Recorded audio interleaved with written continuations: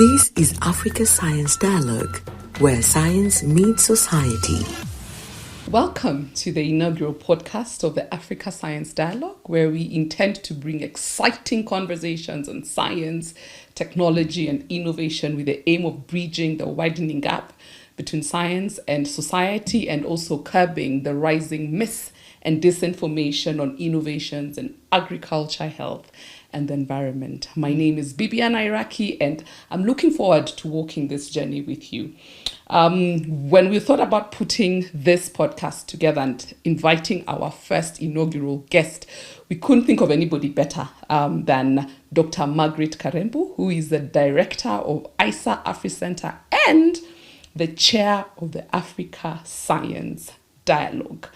Dr. Karembu, you wear very many hats and you've received several prestigious awards for educating the public on science, technology, and innovation issues. And so it only made sense to us to really have you be the inaugural guest. That and the fact that you're our boss and we like our jobs. So just to unmask who Dr. Margaret Karembu, MBS, and you'll tell us what that MBS title is. Please tell us who you are. 3 things that you would want for our listeners and the viewers to remember about you. Thank you for having me, Bibiana. You make me shrink sometimes when you talk about bosses. In ISAAA, everyone is a boss. I'm Margaret Karembu, and I'm a mother, I'm a wife, I'm a grandmother. Wow. And I'm so proud about that. Oh, wow. The other you look part too of me, young to be a grandmother, but my hey. goodness. Okay, well, let's see. And on the other side, I'm a science communicator. I trained as a science teacher educator, and then I taught at Kenyatta University, and my role has always been mentoring young people, coming up with the ways in which we can communicate science better. And I'm a beneficiary of that, just so people get to know. I really feel proud about that we have produced products that are able now to host such events or such platforms where we can really try to see how best we break down or step down this high voltage science into simple, easy to digest, applicable content that our policymakers could make sense out of what scientists do. Our farmers can benefit from the technologies and innovations that are produced from science, and also society at large can really start appreciating the value of science. We're using the word science a lot, and I sometimes tend to feel, we make the assumption that science means the same to everybody. And so I'm curious, from where you sit, what is science to you? I would say science is just a system of generating knowledge, a system where people make observations, people discover things, but in a systematic way. Right. In essence, in actual fact, everybody is a scientist because we make judgment every day. From morning, you decide what you're going to do. You collect data every day from the house, from the kitchen. As you're driving, you're collecting data. As you walk around, you're making observations. Right. All that, and especially when you're relating science or when you're relating the natural world with the physical world. When you look at the mountains, the rivers, the physical buildings that human beings have made, and then looking at the social systems, because science would not be science if we don't try to connect between the physical world, the natural world, and the social world. Fantastic. And all that generates a lot of knowledge. Okay. And products have come out of that observation and discovery. I love the simplification of that, because I feel like the public tends to feel like science is this complex thing that is far removed from them. And so when you say it is us generating knowledge in a systematic manner, and that word systematic is really, really important. And I'm sure as we have the discussions, we'll get to see why. Just to bring it a bit closer to home for people as well, I'd love to know, how do you apply science on a day-to-day basis? Bibiana, once upon a time, electricity was not known. True story. Once upon a time, Yes. we didn't have internet. But with these systematic discoveries and generating new knowledge, we have now come to appreciate the value of things that were really scary. Right. For example, when electricity was discovered. Right. And imagine even flying. The Wright brothers, right, who developed that first plane that went to the air, and it actually floated and moved. Can you imagine if we didn't have such people who were inquisitive, who looked at things, connected the dots, and were able to make all that? The shower you enjoy, for those who are able, because I know not many Kenyans are so privileged to enjoy a hot shower. It's out of science. The way in which we are able to move quickly. You can imagine if we are still walking. Right. And walking barefoot. Right. What it would mean for us. Of course, we know, again, not all Kenyans, or not all Africans, and not all citizens of the world have that privilege of enjoying the science. But basically, from the time you wake up, right, the water you take, right, the tea you take, the mixing of the sugar to make your coffee sweeter, right, all that is science. Products of science. So we can, what we need to do is start getting our societies to appreciate that everybody we are who we are because of science. I love that. And then when you go higher, you look at medicine, in the field of medicine, the many discoveries that have been made that have helped us to curb pandemics. Absolutely. Like COVID. Yes. COVID is really the closest. Right. But we know we have had many others like polio, smallpox, and others. Right. And then you go to agriculture. What would the world be like if we didn't have the chemistry which produced chemicals that have been able to solve quite big challenges in our agriculture sector? Okay, you're coming, and I'm sure, we're trying to take our people really slowly because we need to start to talk about chemicals in agriculture. And for me, that was one of the reasons why we really need to start having these conversations, to get people to understand that there's nothing so outlandish about science. And I loved how you broke it down and said, all of us, by our own right, are scientists. The woman at home who wakes up on a daily and is collecting data from, the day-to-day things that they are doing in their household. The judgment you make when you're making that ugali. Do you understand? The water, the flour. To the women scientists, please, every woman should consider themselves a scientist when they're making their ugali, right? But I think, the way you said it's the inquisitive, like bringing it now into the context where we're talking about the inquisitive minds that have used this systematic process to come up with innovative things that we are using and applying in our day-to-day. Really, really important background there. On a personal level, what's the one instance you personally experienced the impact of science? There are many, but I would say my first time to really be out by scientific discoveries is when I flew for the first time. I remember we were flying to Egypt and, just the takeoff, imagining that science has enabled us to do that. And then being in the air for about 5 hours, and we didn't come down, of course. Right. And when you say that, I think beyond you just taking off and experiencing and enjoying science, there's an element of trust that you got in that plane, knowing this thing is not coming down, right? Yes. So for me personally, I'm a mom to 2 fantastic and wonderful twin boys. Congratulations. Hey. And my boys came at 28 weeks, 7 months. They were 1 kilo. And for me, that I think is the first time where I was completely helpless. And I felt completely helpless, and I felt that I really had to just trust, of course, in God that we're going to get through that process, but also in the science behind helping to bring these little babies out of the situation that we were in, to go through the neonatal ICU, all the medications that they needed to have to see us through that process. I honestly feel that for me, that was the first time when I can really say this and the fact that I even trusted those doctors, the medics, and the people that were taking care of those kids, that's the first time I can honestly say I really experienced the impact of science. And so I get a bit jaded when I see people trivializing some of these innovations that these inquisitive minds that we talked about earlier have spent time trying to bring together, and the rigorous process that happens before these products come to the market. Very true. Right? Very true.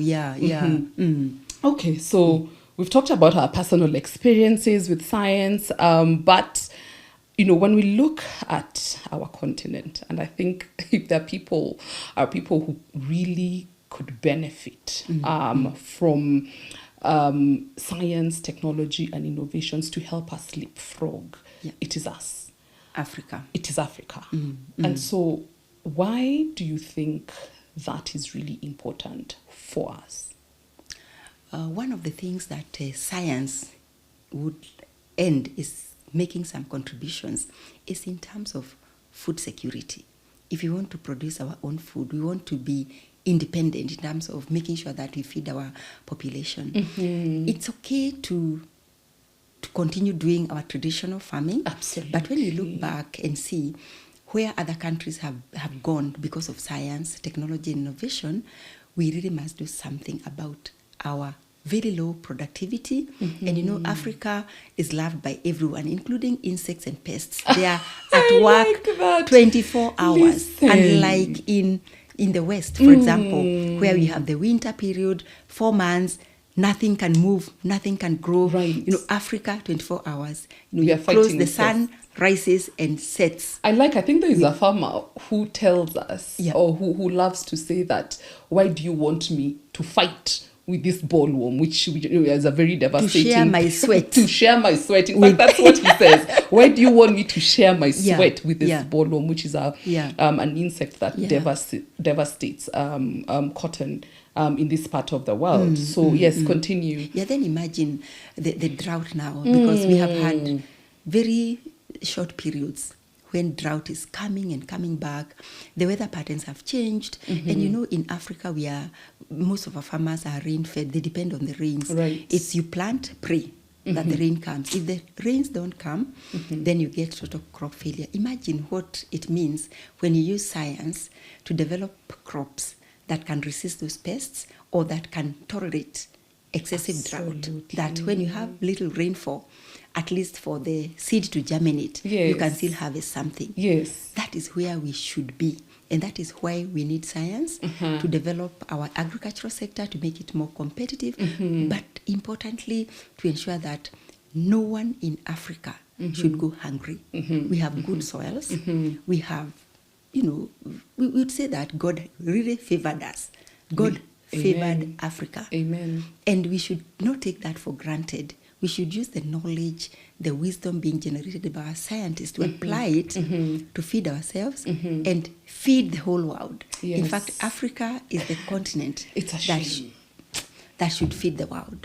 It really is. And the way you've explained that, the vagaries of climate change that we're fighting with, pests and diseases, I think the other thing that the public tends to forget is that we're not doing anything new. We're not doing anything new. And you've talked about science being inquisitive minds using a systematic way to come up with innovative ideas. And from time immemorial, this has been happening.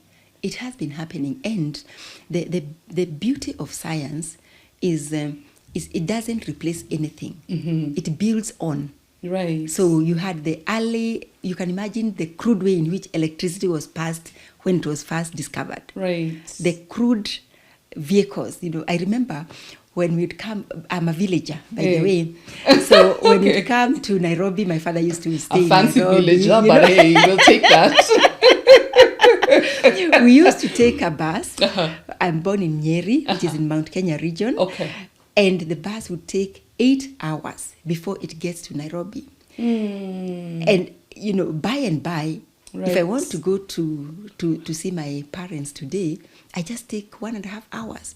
Because that bus has been improved, the speed has been Right. made more efficient. Everything becomes more efficient, but you need the platform. Absolutely. You need the base through base. which you improve, improve things. So you things. keep on improving. And then And of that's course, just logic. logic, But- and we always say that common sense is not that common. Absolutely. I'm like, yeah, pull back, you're right. Yeah. Yeah. So it's not either all. It's really the way the world is moving. Yes. The world moves. Yes. New knowledge comes. Yeah. New inquisitive minds come. Yeah. And in Africa, we are really blessed by a very young, innovative population. Absolutely. And we need to tap that into making it productive minds. Productive. And we should not even think about importing labor before we have capitalized, maximized what we have. Yeah. all the knowledge we have built over time. How do we make science matter if we cannot demonstrate that there's value in generating that knowledge? And now that you say this young people, I mean, I'm really curious. We spoke to a few young people on the streets just to get to hear, what science means to them. So let's get a listen. Science on the streets. Spray your intelligence. I believe in science because it explains everything that we have in this world. It gives us reasons of why things exist. You realize that most of the technology that we have nowadays has a background in science itself. So yeah, I believe in science. Yes, I do believe in science because it has proven to show us different ways of which we can improve our lives. It has proven concepts to be working to show the reality of why things have become what they are. And basically, it just improves our lives. Yes, it encourages critical thinking and questions assumptions. Science on the streets. Spray your intelligence. So I've heard improving of lives. I've heard young people saying they believe in science. Yeah. But I think what That is so fulfilling. So fulfilling, Yeah, right? especially for a science teacher. And you have your foot soldiers out there doing a fantastic job, so rest assured. But I'm sitting here thinking, given the importance you've just outlined about why we need science and why science is important for us, especially in this part of the world, I still, get very confused or concerned why certain cadres of society are still very reluctant to adopt certain products of science. And I think from what I've observed, it tends to be products of biological sciences. Why do you think this is the case? I know the people we've listened to have talked about science in general, and maybe if we dig deep into certain elements of science, then you start to see some resistance. Yes. Why is it that this is happening, especially within the biological sciences? I would say one, it's unfortunate that biology is not a compulsory subject in our curriculum. That is one of the big mistakes we have made because biology is about life, life systems. Right. Bio is about life. Yes. Logy is logic. Getting to understand our genetic makeup, what makes the world that we live in terms of the natural beings. Okay. And because of that, we have tended to generate or to get people who are starting to really become anti-science because they don't quite have the basics. So we need basics of biology, basics of genetics. I remember during our times, biology used to be compulsory, but not anymore. Right. So that is where we have missed one.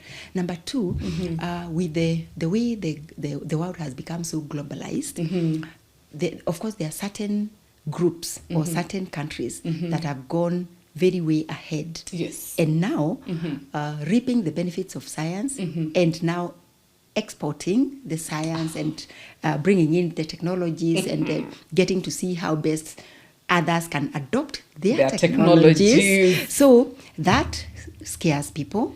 And I feel like as you even say that, and that's the elements that we sometimes tend to miss, where you're saying this is someone exporting their technology, and this is business for them. Yeah. So you've already brought in the element of science and profits. Yes. Mm-hmm.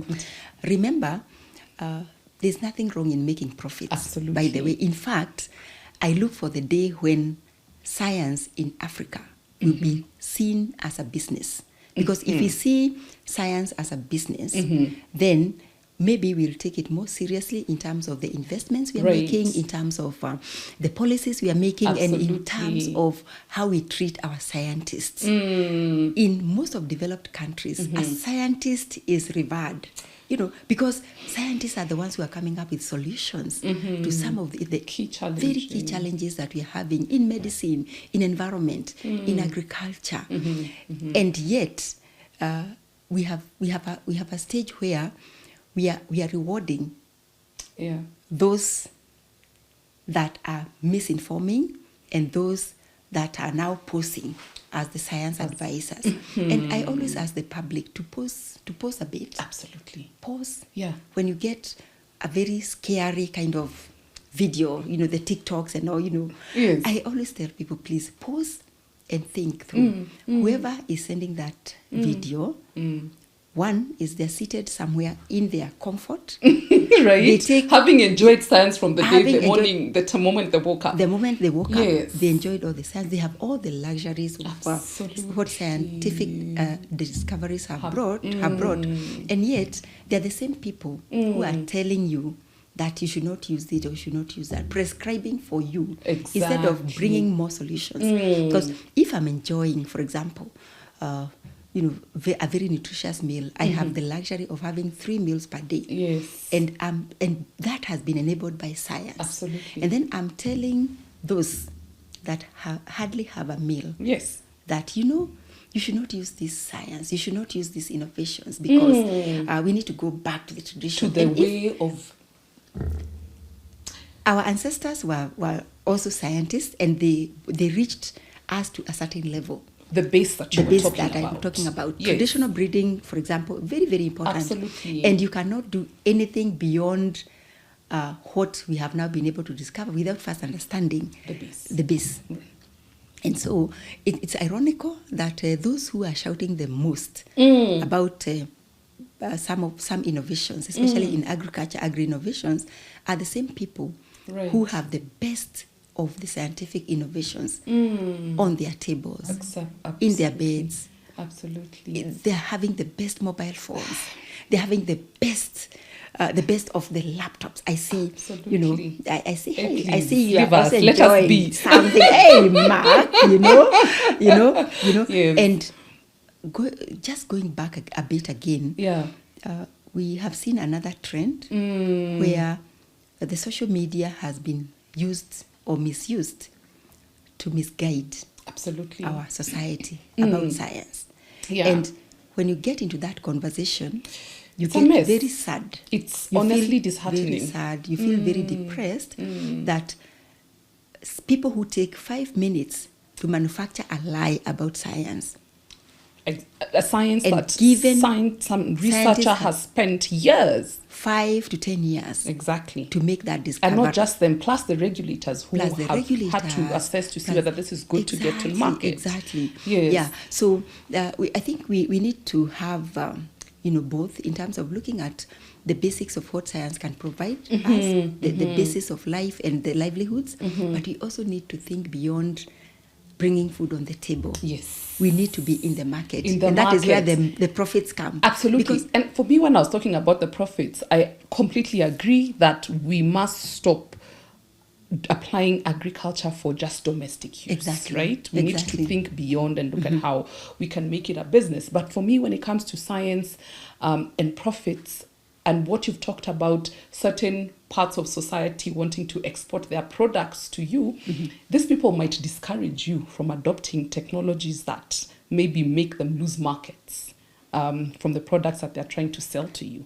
And I wish that, and I feel like that is the backstory that a lot of society does not seem to understand. And so even as we look at science and all this mis and disinformation that we see flying around, we need to understand that there's a lot of complications and layered issues when we're looking at science, when we're looking at profits, when you're looking at politics and power. Yeah, of course. Power. Of course. And so it's to ask ourselves as a region, what do we need to adopt and what works best for us and what serves us, right? Yes. And one thing that we also need to really get out of our minds is the victim mentality. Ooh, you see, preach. In Africa, we always think we are the victim. Preach. Every time, anything, Right. any discovery, any vaccine comes, They we are want the to victims. kill us. They want to kill us. They want to eliminate Yes. us. You can imagine, I'm a mother, a grandmother. Why I trust scientists? Because I feel that they do a lot of due diligence, Yes. whether they are in the West or Yes. South or North. Yes. They do due diligence Yeah. to make sure that the products they get to the market will not eliminate the human race. Because if you eliminate the human race, who will Who is your even buy? market? Yeah, who is your market?